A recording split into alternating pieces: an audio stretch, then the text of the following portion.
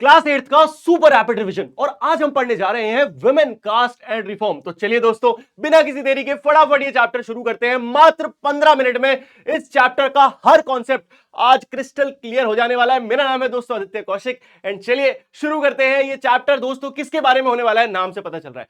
Women और cast के related जो जो रिफॉर्म्स आए सोसाइटी में, उसके बारे में ये चैप्टर होने वाला है। बहुत सारी डिटेल है भैया इस चैप्टर में, तो बहुत ध्यान से यहां पीपीटी देखना। और पीपीटी एकदम जादुई तुम्हारे लिए बना के लाया हूं, ऐसा लगेगा कॉमिक्स पढ़ रहे हो। ध्यान से देखो। सबसे पहले बात करते हैं 19वीं सेंचुरी में समाज में दिक्कतें क्या क्या चल रही थी। भैया बहुत दिक्कतें थी। एजुकेशन थी ही नहीं गर्ल्स के लिए, बहुत छोटी उम्र में उनकी शादी करा दी जाती थी। प्रॉपर्टी के कोई राइट्स ही नहीं थे औरतों के पास। हिंदू एंड मुस्लिम मेन कुछ मल्टीपल शादियां कर सकते थे, लेकिन औरतें, उनकी दूसरी शादी होना भी बहुत बड़ी बात थी। और सबसे बुरी चीज थी सती प्रथा, यानी कि अगर आपके हस्बैंड की डेथ हो गई तो आपको भी जला दिया जाएगा।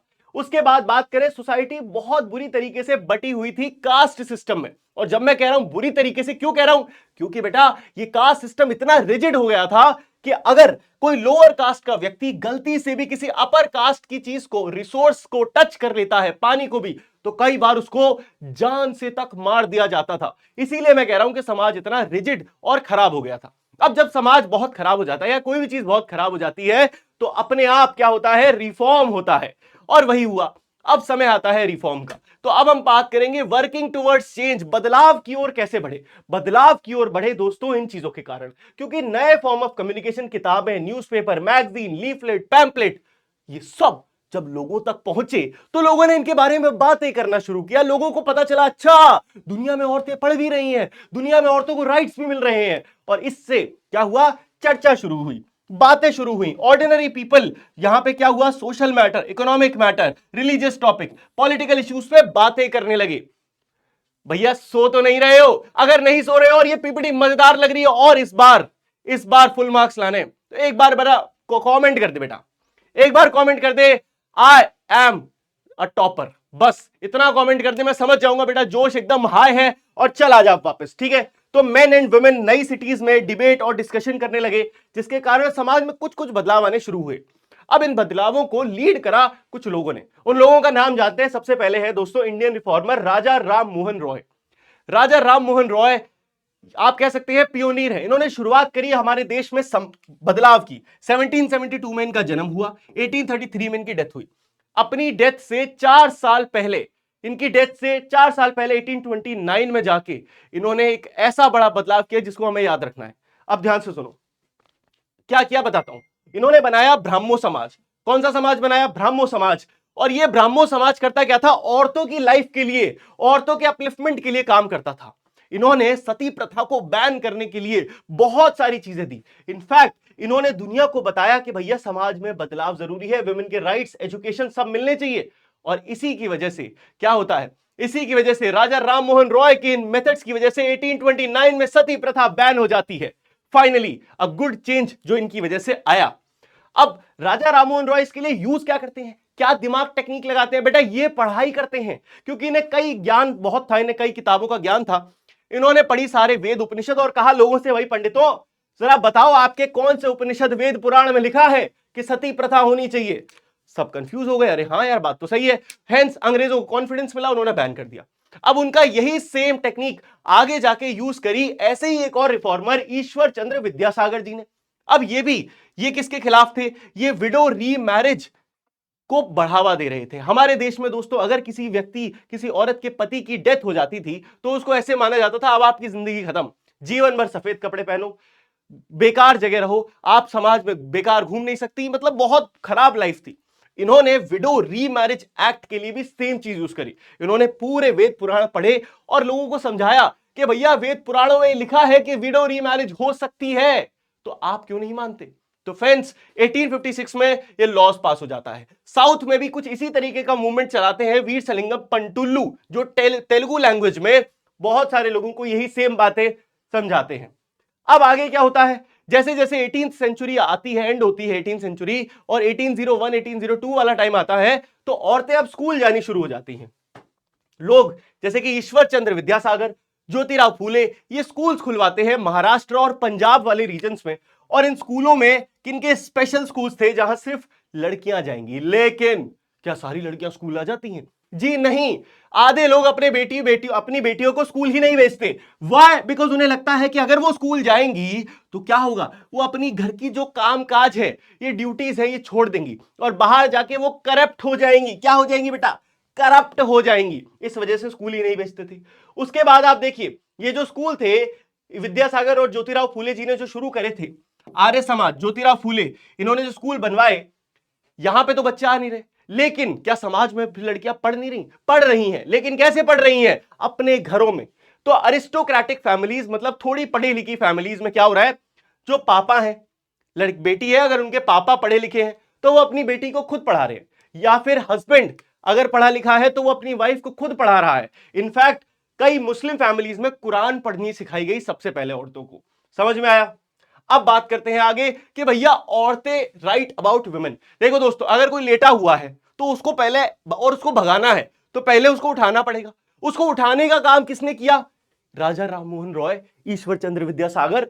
और अब उसको उठा तो दिया, मतलब वुमेन का जो स्टेटस है उसको उठा तो दिया, अब उनको दौड़ाना है, दुक दुक दुक दुक, तो क्या करना पड़ेगा? उन्हें खुद भागना पड़ेगा, कोई उन्हें दौड़वा नहीं सकता। इसीलिए अब औरतों को पढ़ाना शुरू कर दिया। अब औरतों ने अपने लिए आवाज उठानी शुरू करी।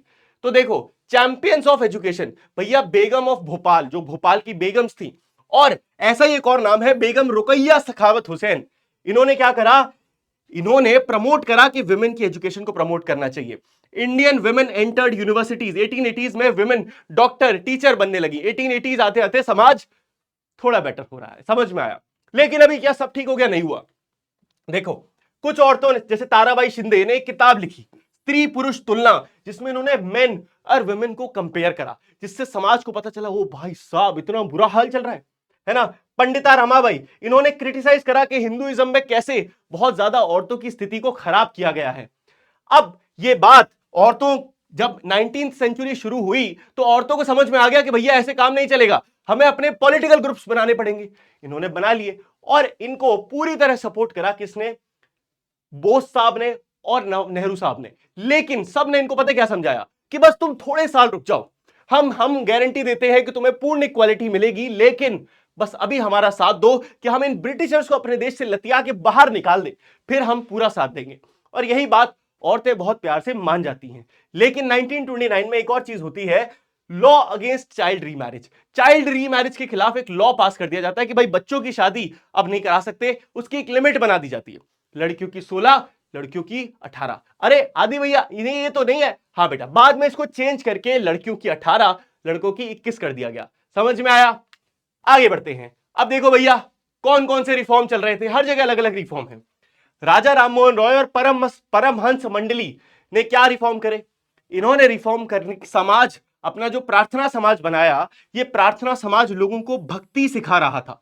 भक्ति क्या है बेटा? स्पिरिचुअल मूवमेंट है। पूजा सिर्फ पंडितों के द्वारा नहीं की जाती, पूजा कोई भी व्यक्ति कर सकता है, पूजा मन से होती है, यही भक्ति मूवमेंट था। उसके साथ साथ परमहंस मंडली जो बॉम्बे में फाउंड हुई, उसने कास्ट को अबॉलिश करना शुरू किया। एजुकेशन की नई अपॉर्चुनिटीज पूरे भारत में आ रही थी। इनफैक्ट ये मिशनरीज सेटअप हो रही थी, ये गरीबों को, ट्राइबल्स को एजुकेशन फ्री में प्रोवाइड कर रहे थे। तीसरी चीज, माइग्रेशन।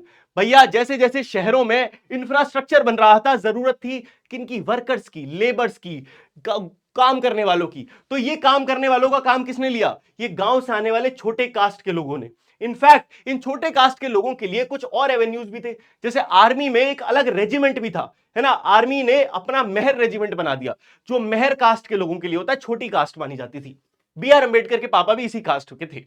अब आगे देखो, इस समय डिमांड फॉर इक्वालिटी। अब हम कास्ट की बात करें, ठीक है, वुमेन की बात हमने समझ में आ गई, कास्ट की बात करते हैं। देखो अलग अलग जगह अलग अलग मूवमेंट, लेकिन तीनों मूवमेंट का सेम गोल।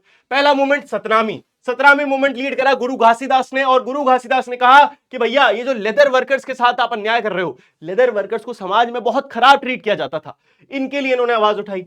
गुरु हरिदास ठाकुर ने आवाज उठाई चंडाल कल्टीवेटर्स के लिए, और श्री नारायण गुरु ने आवाज उठाई कास्ट इनइक्वालिटी के खिलाफ। और इन्होंने एक लाइन भी दी बहुत इंपॉर्टेंट, जो कि है एक कास्ट, एक रिलीजन, एक गॉड फॉर ह्यूमन काइंड। एक कास्ट, एक रिलीजन, एक गॉड। कितनी बड़ी बात इन्होंने कह दी। तो तीनों के कॉमन गोल क्या है कि भैया ये जो नॉन ब्राह्मण लीडर्स, ये तीनों नॉन ब्राह्मण लीडर्स थे, इन्होंने कहा कि भैया ये जो अब हिंदुइज्म की प्रैक्टिसेस हैं, जो करप्ट प्रैक्टिसेस, इसको बंद करके इंसान अपनी सेल्फ एस्टीम को बढ़ाए, बाकी कास्ट के बीच में। कोई छोटी कास्ट बड़ी कास्ट नहीं होती है। अब देखो ज्योतिराव फूले के बारे में पूरा पढ़ो, बहुत इंपॉर्टेंट है, एक सवाल आ सकता है।